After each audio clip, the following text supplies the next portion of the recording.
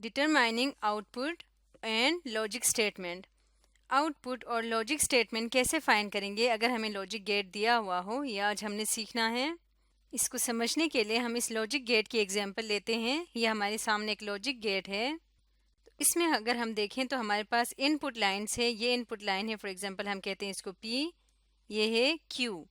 कोई तीसरी input line नहीं है, तो इसका मतलब इनपुट लाइन P और Q है। और ये शो कर रहा है कि ये क्या है, P ही आगे कनेक्ट हो रहा है इसके साथ। तो सबसे पहला स्टेप क्या होगा, हमने क्या करना है, हमने जैसे ही कोई यहाँ पे सर्किट आ जाता है तो उसके बाद जो आउटपुट लाइन है उसको कोई नाम दे देना है। फॉर एग्जांपल इसको हम नाम देते हैं A। इसी तरह से यहाँ पे ये नॉट का गेट आ गया तो यहाँ पे इसको हम नाम दे देते हैं B। और इसके बाद और गेट के बाद इसको हम नाम दे देते हैं C। इसके बाद अब हम इसका ट्रुथ टेबल बनाएंगे। हमारे पास स्टेटमेंट्स हैं P और Q। तो ये क्या होगा, 1 1 0 0। इसी तरह से ये होगा 1 0 1 0। अब सबसे पहले हमने देखना है कि यहाँ पे A किस चीज़ को शो कर रहा है। A है, ये एंड गेट है तो इसका मतलब ये इनपुट लाइन से PQ। एंड गेट है तो इसका मतलब ये है P एंड Q। A हमारे पास है P एंड Q, तो यहाँ पे हम A की लाइन लगाएंगे और यहाँ A लिखेंगे। तो यहाँ पे आ जाएगा A यानी P एंड Q। एंड के केस में जब दोनों ट्रू हो यानी दोनों 1 हो तभी आंसर 1 आता है, अदरवाइज सारे 0 आते हैं। इसके बाद नेक्स्ट यहाँ पे है B किसके इक्वल है, P के आगे ये नॉट गेट है तो इसका मतलब क्या है, ये B शो कर रहा है नॉट P को। तो अब यहाँ पे हम फाइंड करेंगे नॉट P। यहाँ पे लिख लेते हैं नॉट P।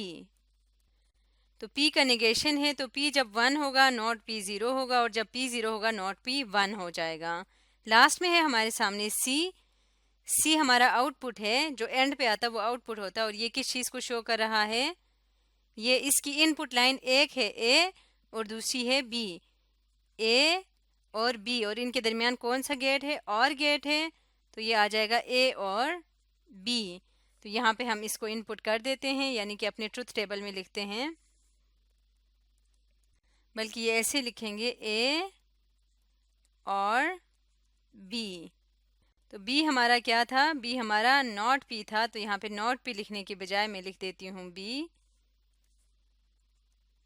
तो अब हमने A और B फाइंड करना। और है तो और के केस में ट्रू कब होता है, जब दोनों में से कोई भी एक 1 हो तो आंसर 1 आ जाता है। तो अब हम देख सकते हैं कि हमारा आंसर किन किन सूरतों में 1 आ रहा है।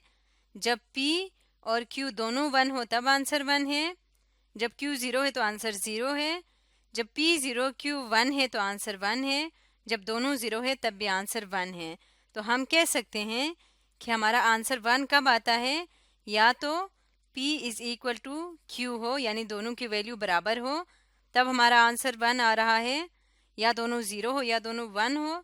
दूसरा केस क्या हो सकता है, दूसरा केस हो सकता है कि P हमारा 0 हो और Q हमारा 1 हो, तब भी हमारा आउटपुट क्या आता है, 1 के इक्वल आता है। एक और क्वेश्चन देखते हैं। ये हमारे सामने एक और एग्जाम्पल है। इसमें हमने देखना है लॉजिक स्टेटमेंट क्या बनेगा और हमारा आउटपुट क्या बनेगा।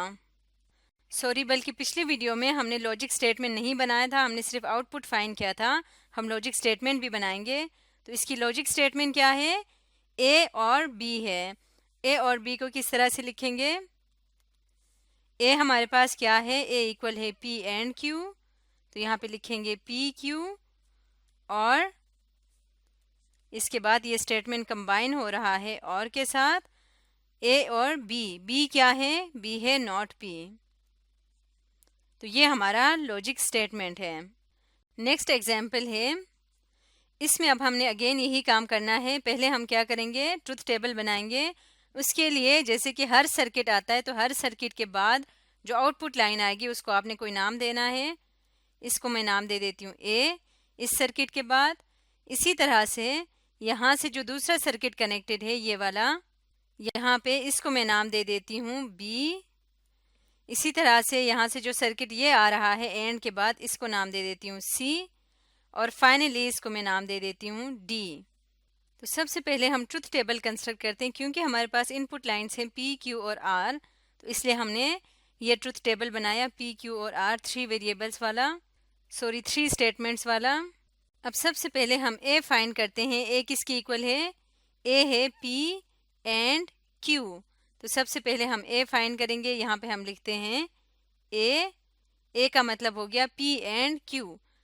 पी एंड क्यू तब ट्रू होगा जब दोनों ट्रू होंगे, और यहाँ से बाकी सारे ज़ीरो आ जाएंगे क्योंकि दोनों में से एक इन सब में ज़ीरो है, तो यहाँ पे ज़ीरो आता जाएगा।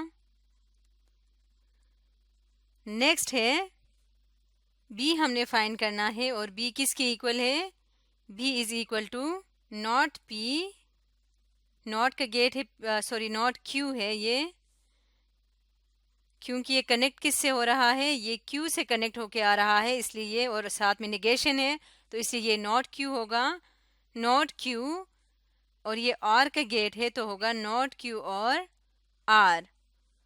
तो इसको फाइंड करने के लिए सबसे पहले हमें नॉट क्यू फाइंड करना होगा। यहाँ पे हम लिखते हैं नॉट क्यू, क्यू का निगेशन 0 0 1 1 0 0 1 और 1। अब नॉट क्यू का हमने लेना है आर के साथ जो कि बी के इक्वल है।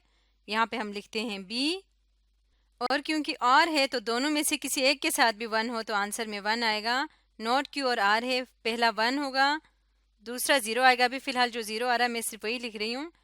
नॉट क्यू एंड आर, तो यहाँ पे यहाँ 0 आ जाएगा क्योंकि दोनों 0 हैं, और बाकी सारे 1 आ जाएंगे। तो ये हमने लिख लिया नॉट क्यू और आर। थर्ड हमने फाइंड करना है सी को, और सी किसके इक्वल है? सी के इनपुट लाइन से अगर इस लाइन को देखें तो ये है नॉट पी, उसके बाद इसकी दूसरी लाइन कौन सी है? बी है, और बीच में गेट है कौन सा? एंड का, तो ये आ जाएगा नॉट पी एंड बी। तो इसके लिए पहले नॉट पी फाइंड करना पड़ेगा। नॉट पी, पी का निगेशन होगा, फर्स्ट 4 यहाँ पे 1 है तो यहाँ आके 0 हो जाएगा, 0 0 0 0, 4 टाइम्स 0 और 4 टाइम्स 1 आ जाएगा। अब नॉट पी और बी यहाँ पे हमारे पास मौजूद है, एंड है दोनों के दरमियान, ये सी बनेगा। तो एंड के लिए जब तक दोनों 1 ना हो जाए आंसर में 1 नहीं आता। यहाँ पे 1 आ जाएगा क्योंकि दोनों 1 है, 0 और ये 1 आ जाएगा, ये भी 1 आ जाएगा। अब लास्ट में डी है जो कि हमारा आउटपुट गेट है। आउटपुट किसकी इक्वल है? डी इज इक्वल टू, इसके इनपुट लाइन्स है ए और सी, और बीच में गेट है और गेट, तो ये आ जाएगा ए और सी, यानी कि यहाँ पे डी इक्वल आएगा ए और सी। और है तो दोनों में से किसी एक का भी 1 हो जाए तो आंसर 1 आएगा। फर्स्ट में, सेकंड में 1 आएगा, थर्ड में क्या है? यहाँ पे ए पे 0 है, सी पे भी 0 है। फिलहाल जहाँ जहाँ 0 है वो पहले मैं लिख रही हूँ। इसी तरह यहाँ भी 0 आ जाएगा क्योंकि ए भी 0 है और सी भी 0 है। इसके बाद नेक्स्ट में 1 आएगा, थर्ड में भी यहाँ पे सी में 0 है और ए में भी 0 है, तो यहाँ पे आ जाएगा 0, और यहाँ बाकी सारे 1 आ जाएंगे। तो यहाँ पे लिखते हैं 1, यहाँ पे भी 1 आ जाएगा, 1 और 1। अब हमने इसकी लॉजिक स्टेटमेंट लिखनी है। लॉजिक स्टेटमेंट लिखने का तरीका ये होता है कि आप लास्ट से लिखना शुरू करते हैं, आउटपुट से। तो आउटपुट से लिखते हैं डी इज इक्वल टू, यहाँ पे लिखेंगे, बल्कि अगर मैं थोड़ा सा ऊपर इधर लिख लेती हूँ ताकि आसानी हो जाए, यहाँ पे लॉजिक स्टेटमेंट लिखूंगी। D is equal to, D किसकी इक्वल है? ए और सी। इसके बाद अब हम ए की जगह उसकी वैल्यू पुट करेंगे जो कि है P Q, P and Q, और ये और वाला सिंबल एज इट इज आ जाएगा। सी की जगह उसकी वैल्यू लिखें, वो क्या है? नॉट पी और बी है। इसको हम मजीद, हमने इसको तब तक खोलते जाना है जब तक यहाँ पे जो हमने सपोज किया ए बी सी डी ये ख़त्म ना होते जाएं। पी क्यू हमारे पास एज इट इज रहेगा, और नॉट पी और बी किसके इक्वल आएगा? बी इक्वल था नॉट क्यू और आर, तो यहाँ पे हम कर देते हैं ब्रैकेट चेंज क्योंकि अंदर मज़ीद ब्रैकेट आएगा, तो यहाँ पे आ जाएगा नॉट क्यू, बी की जगह पे नॉट क्यू और आर। ये हमारा लॉजिक स्टेटमेंट होगा। इस तरह से आज की वीडियो में हमने सीखा determining output and logic statement.